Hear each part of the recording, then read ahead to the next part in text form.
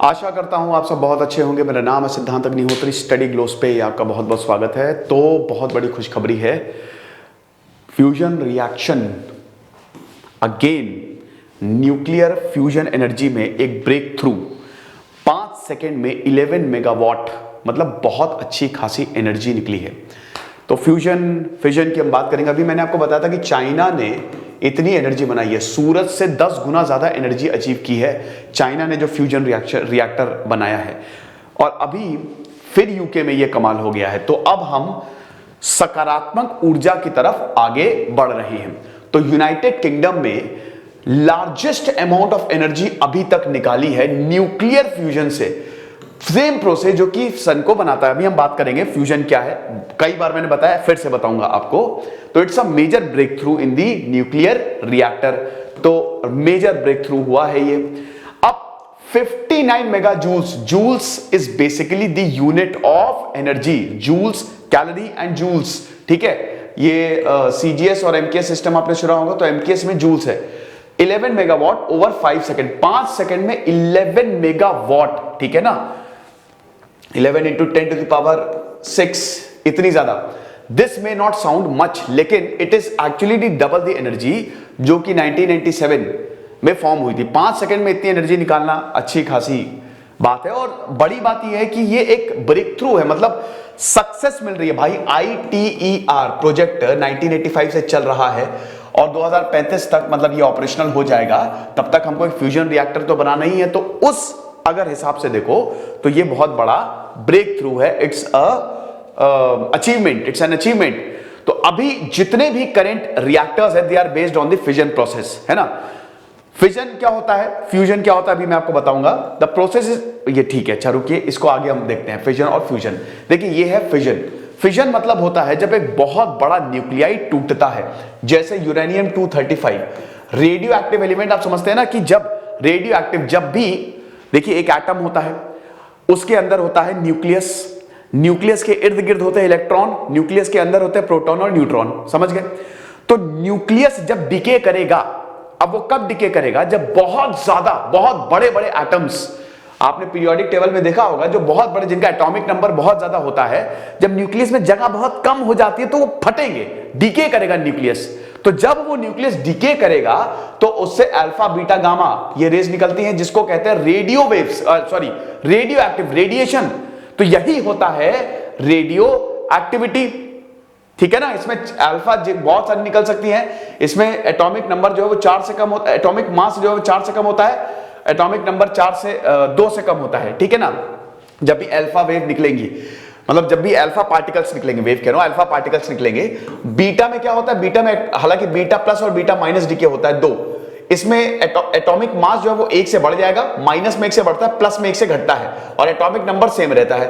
और गामा में कुछ नहीं होता। गामा रेडिएशन बहुत इंपॉर्टेंट है। गामा रेडिएशन कैंसर के ट्रीटमेंट और बहुत चीजों में यूज होती है। तो ये बहुत अच्छी खासी एनर्जी निकलती है। तो ये रेडियो एक्टिव एलिमेंट्स में निकलेंगी। तो अभी तक हम क्या कर रहे हैं, अभी तक हम बेसिकली फिजन से काम चला रहे हैं। अब फिजन की अगर बात करें तो इसमें बड़ा, जैसे यूरेनियम जो है, ये इतना बड़ा न्यूक्लियाई, ये छोटे छोटे में टूटा और अच्छी खासी एनर्जी निकली। बेरियम, यूरेनियम टूटता है, बेरियम और क्रिप्टोन, आप प्लूटोनियम भी इसकी जगह यूज कर सकते हैं, थोरियम भी यूज कर सकते हैं, लेकिन यूरेनियम जो होता है बहुत बढ़िया। जैसे मैं आपको एक एग्जांपल देता हूं। आपने रॉकेट बॉयज देखा? अब नहीं देखा तो अभी देखो। इसमें जब होमी जहांगीर भाभा जवाहरलाल नेहरू के सामने आते हैं तो एक पत्थर लेके आते हैं ना, छोटा सा पत्थर होता है, इतना छोटा सा, तो वो नेहरू को देते हैं। नेहरू बोलते ये क्या है, तो होमी भाभा बोलते हैं ये हिंदुस्तान का भविष्य है। बोले कि ये हिंदुस्तान का भविष्य कैसे हो गया? तो होमी जहांगीर भाभा, जो कि हमारे फादर ऑफ एटॉमिक एनर्जी हैं, उन्होंने बोला कि इससे इतनी एनर्जी निकलेगी जितना 3000 कोयला भी प्रोड्यूस नहीं कर सकता। 3000 कोयलों को प्रोड्यूस करने में तुम खरबों रुपए फूंक दोगे, लेकिन इस छोटे से पत्थर में तुमको उतनी एनर्जी मिल जाएगी। कोयले में तो एमिशन भी होगा, ग्लोबल वार्मिंग होगी, लेकिन इससे कुछ नहीं होगा। ये क्लीन एनर्जी है, समझ रहे हो। तो ये न्यूक्लियर एनर्जी कर सकती है। लेकिन यूरेनियम क्यों हम नहीं निकाल पाते? क्योंकि यूरेनियम अवेलेबल नहीं है और उसको सिंथेसाइज करना बहुत ज्यादा मुश्किल है। यूरेनियम के रिजर्व्स आपको चाइना में मिलेंगे, भारत में भी मिलेंगे यूरेनियम के रिजर्व्स, नॉर्थ ईस्ट में आपको मिलेंगे, साउथ में आपको मिलेंगे, त्रावणकोर में बहुत अच्छे खासे यूरेनियम के रिजर्व्स है, ठीक है। लेकिन अफ्रीका में बहुत ज्यादा यूरेनियम के रिजर्व्स हैं, then Australia, then China. Uranium के रिजर्व जहां पे अमेरिका, जहां पे ज्यादा होंगे, साउथ अमेरिका में अच्छे खासे हैं, वहां पे वो समझ लिया मजा आ गया। तो यूरेनियम चाहिए इसके लिए। अच्छा, फ्यूजन क्या होता है? देखिए, फ्यूजन को आप खुद से बना सकते हैं। फिजन में तो आपको यूरेनियम चाहिए। फ्यूजन में क्या होता है, जैसे सूरज में हाइड्रोजन मॉलिक्यूल फ्यूज होके बनाते हैं हीलियम मॉलिक्यूल। ठीक है, हीलियम मॉलिक्यूल बनाते हैं, और ये लगातार चल रहा है। ठीक है, लगातार चल रहा है। जब ये फ्यूज होना बंद हो जाएंगे तो सूरज खत्म हो जाएगा। एक दिन होगा सूरज भी रेड डॉर्फ बनेगा, ब्लैक होल बनेगा, लेकिन वो खैर खरबों साल उसमें बाकी हैं। तो हीलियम जो है, ये छोटे एटम मिलके एक बड़े एटम का निर्माण करते हैं। तो अब दो तरीके से एनर्जी, बहुत ताकतवर इंसान है, उसको छोटे छोटे इंसानों में बांट दिया, और बाकी छोटे छोटे इंसान जो है वो साथ में अगर आ गए तो वो फ्यूजन है। बड़े इंसान को बांट दिया तो वो फिजन है। समझ गया? बहुत बढ़िया, सिंपल तरीके से मैं आपको बता रहा हूं। तो फिजन से तो हो सकता है, लेकिन फ्यूजन से अभी तक पॉसिबल नहीं हो पाया है।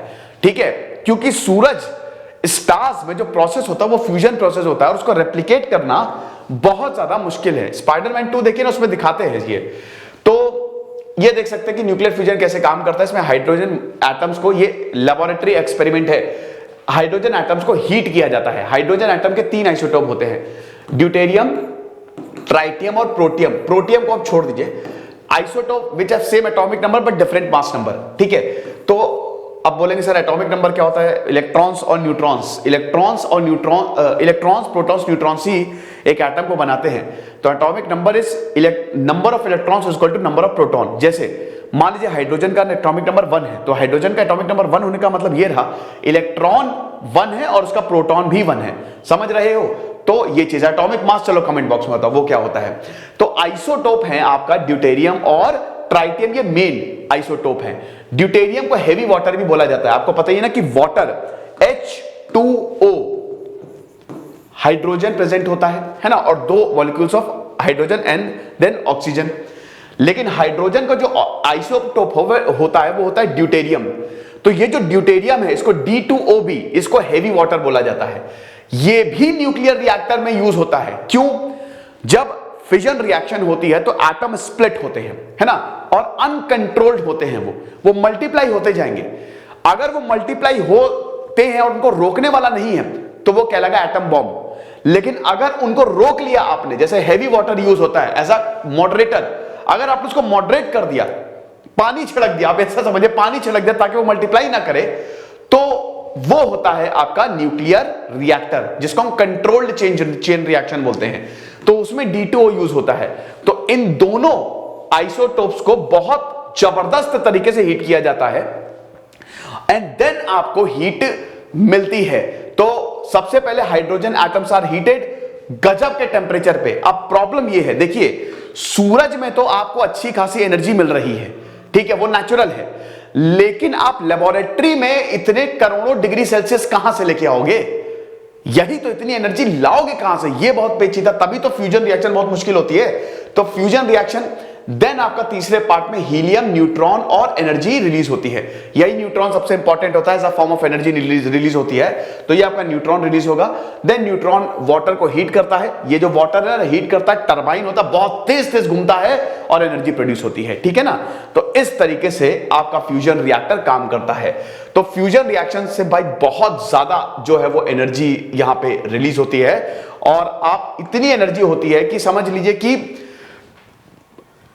अगर 10 सेकंड भी इसने एनर्जी प्रोड्यूस कर दी, 10 सेकंड तक इसने काम किया, तो भी समझिए महीनों तक पूरा शहर जो है वो आराम से बिजली ले पाएगा।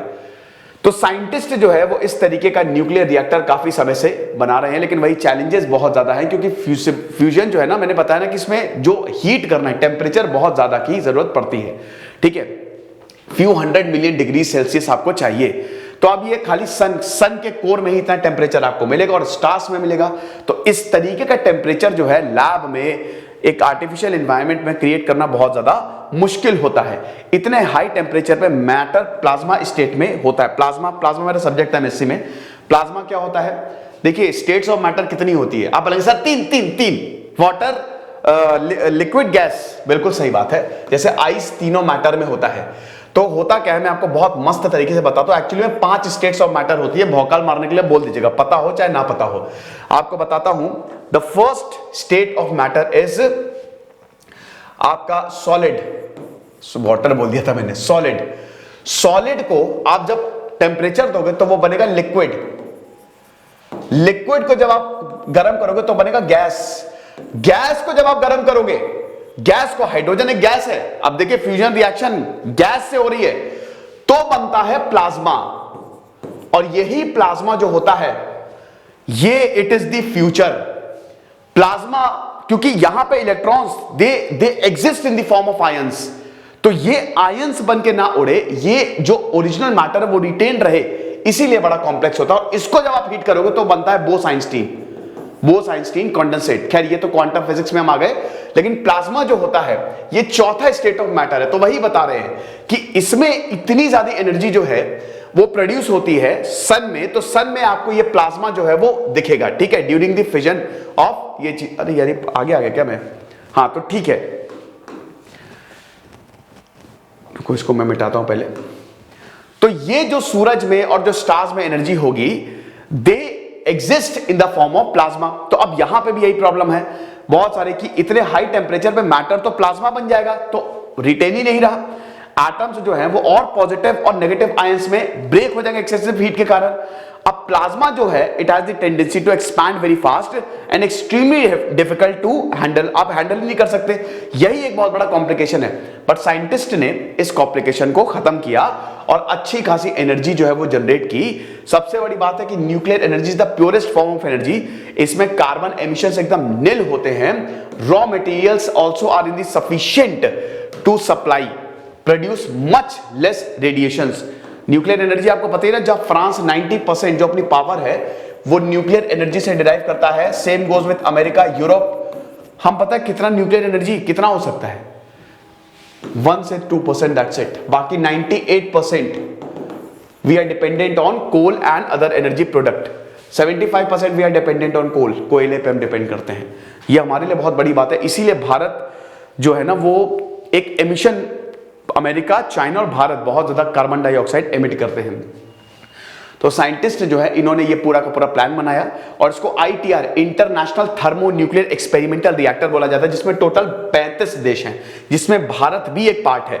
European union, America, Russia, Japan, south Korea और चाइना भी एक पार्ट है, ठीक है ना। तो fusion it is the future of energy.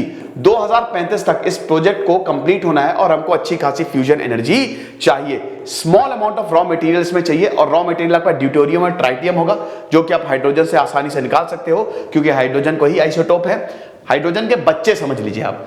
तो they can produce very large amount of energy in a clean manner. It is also बिगिन seen as an answer to the problem of climate change. तो climate change का भी भाई clean energy आ रही है। तो ITR 1985 में आते हैं, तो ITR की हिस्ट्री है।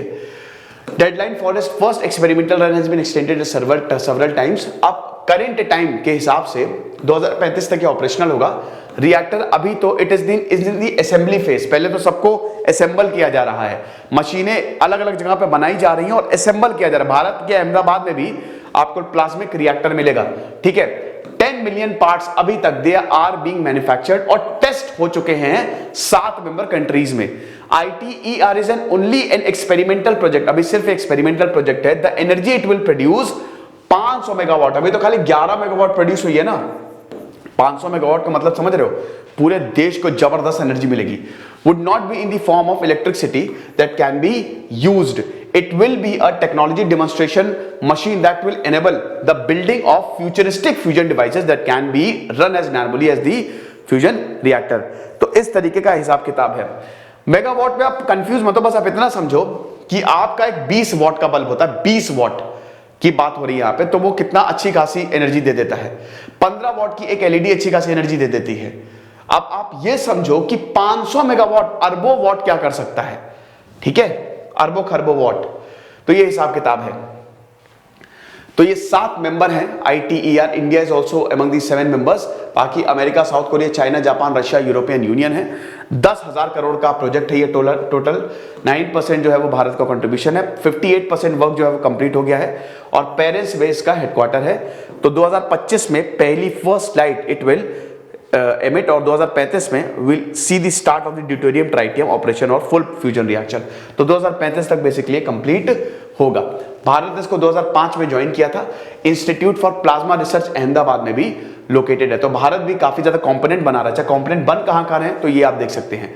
आप देख सकते हैं कि यहाँ पे अमेरिका में ये चाइना जो फीडर बना रहा है। देन उसके बाद आपका जापान जो है वो टोरॉइडल फील्ड कॉइल्स बना रहा है। टोरॉइडल क्या होता है भाई? टोरॉइड्स और ये सब आपने सुना होगा ना, इस तरीके की कॉइल होती है ऐसे, है ना। मैग्नेटिक फील्ड और इलेक्ट्रोमैग्नेटिक इंडक्शन को बेसिकली ये होता है, बड़ा इंपॉर्टेंट रहता है।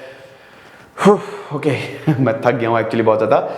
Then poloidal field coils, then cryostat, thermal shield, vacuum vessel, divertor, central solenoid important रहता है, कार वार में यूज होता है। इसमें से ये चीज मुझे नहीं पता।